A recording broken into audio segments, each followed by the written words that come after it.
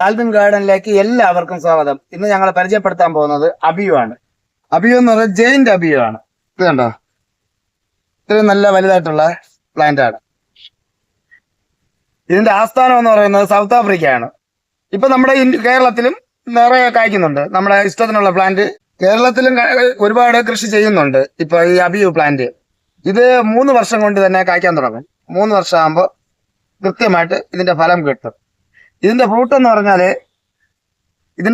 പറഞ്ഞാല് മഞ്ഞ കളറായിരിക്കും. അകത്ത് വരുന്നത് ഒരു ജെല്ല് മോഡലിലായിരിക്കും. ജെല്ലിന്റെ കളറായിരിക്കും. നല്ല ടേസ്റ്റ് ഉള്ള, അതായത് നമ്മുടെ എന്താ പറയാ, നമ്മുടെ സപ്പോട്ട പഴമല്ലേ, സപ്പോട്ട പഴത്തിന്റെ ഏകദേശം അതിന്റെ ഒരു ടേസ്റ്റ് പോലെ ആയിരിക്കും നമ്മുടെ സാധാരണ ഈ അബിയുവിന്റെ ഉൾഭാഗത്തുള്ള ആ പഴത്തിന്. അത് പിന്നെ അതിന്റെ പുറം വന്നിട്ട് മഞ്ഞ, അതായത് പഴുക്കുന്നതിന് മുമ്പായിട്ട് പച്ച കളറായിരിക്കും. അത് കഴിഞ്ഞ് പഴുത്തതിന് ശേഷം അത് മഞ്ഞ കളറിലോട്ട് മാറി കിട്ടും. അതിനകത്തൊരു 2 കുരു ഉണ്ടാവും. ഇതിനകത്തുള്ള കുരു വന്നിട്ട് ചെറിയ കുരുവായിരിക്കും. പക്ഷെ ഈ പഴം വന്നിട്ട് നമ്മുടെ സാധാരണ ആപ്പിളിനെക്കാളും ഇച്ചിരി വലിപ്പം ഉണ്ടാവും പഴത്തിന്. ഈ വലിപ്പം ഉണ്ടാവും. ഈ വലിപ്പത്തിലാക്കി എടുക്കുക. അതിനുശേഷം നമ്മള് ഇതിന്റെ മണ്ടയെ കിള്ളി വിടുക. അതായത് ഉണ്ടാവും പിന്നെ മണ്ടയെ ഇങ്ങനെ കിള്ളി വിടുക. കിള്ളി വിടുന്ന സമയത്ത് ഇതേപോലെ ആയി വരും. ഇത് കണ്ടോ, ആ മണ്ട കിള്ളിയ തൈയാണിത്. ഇതുണ്ട്, ഇതിന്റെ നിറയെ ബ്രാഞ്ചസ് നിറയെ വന്നിട്ടുണ്ട്.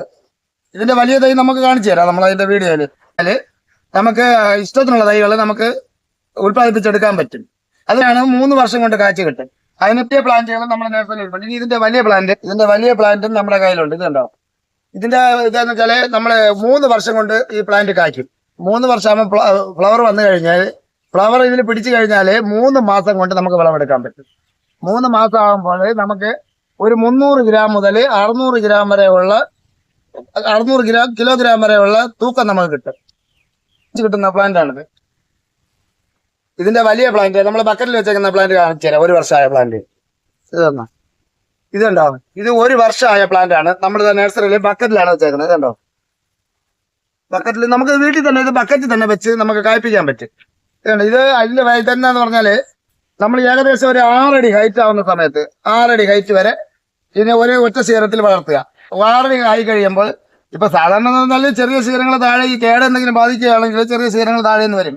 അല്ലാതെ നമ്മൾ കറക്റ്റ് ഒരു ഷെയ്ഡ് പിന്നെ കംപ്ലൈന്റ് ഒന്നും ഇല്ലാതെയാണ് നമുക്ക് തൈ കിട്ടുന്നതെങ്കിൽ നമ്മളൊരു 6 അടി ഹൈറ്റ് ആകുമ്പോൾ നമ്മൾ ഇതിന്റെ മണ്ടയെ കിളി വിടുക. ഇത് കണ്ടോ, മണ്ടയെ കൃത്യമായിട്ട് കട്ടർ വെച്ച് എന്തെങ്കിലും വെച്ച് കട്ട് ചെയ്ത് വിടുക. അന്നേരം ഇതിനകത്ത് നിന്ന് ഒരു 4-5 ശീലങ്ങളായിട്ട് വരും.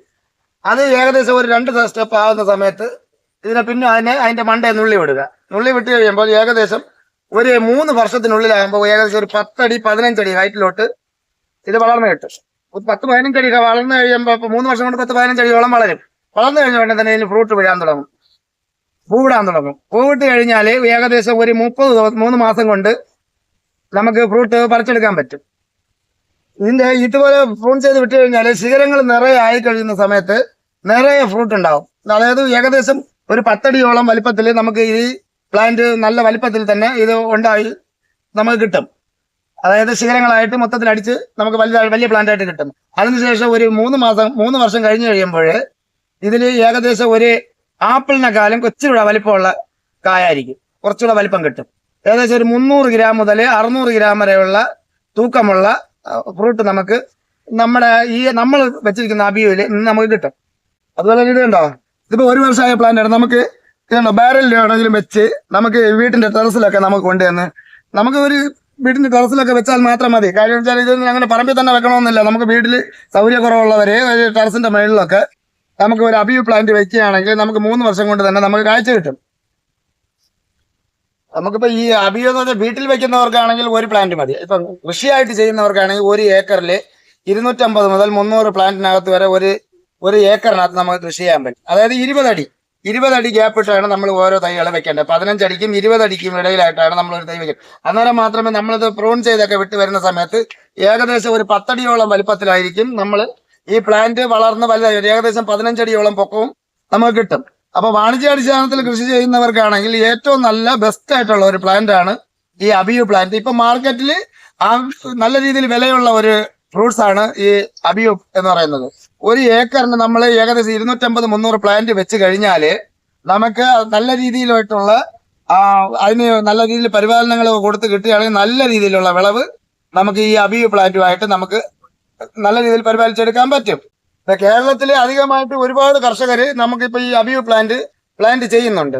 ഞങ്ങളുടെ ഇവിടെ തന്നെ ഞങ്ങളുടെ നഴ്സറിയിൽ തന്നെ വന്ന് ഒരുപാട് പേര് വന്ന് 1 ഏക്കർ 1/2 ഏക്കറിനൊക്കെ പ്ലാന്റ് ചെയ്യാൻ വേണ്ടിയിട്ട് നമ്മുടെ ഇവിടെ നഴ്സറിയിൽ വന്ന് ഒരുപാട് തൈകൾ വന്ന് വാങ്ങിക്കൊണ്ട് പോകുന്നുണ്ട്.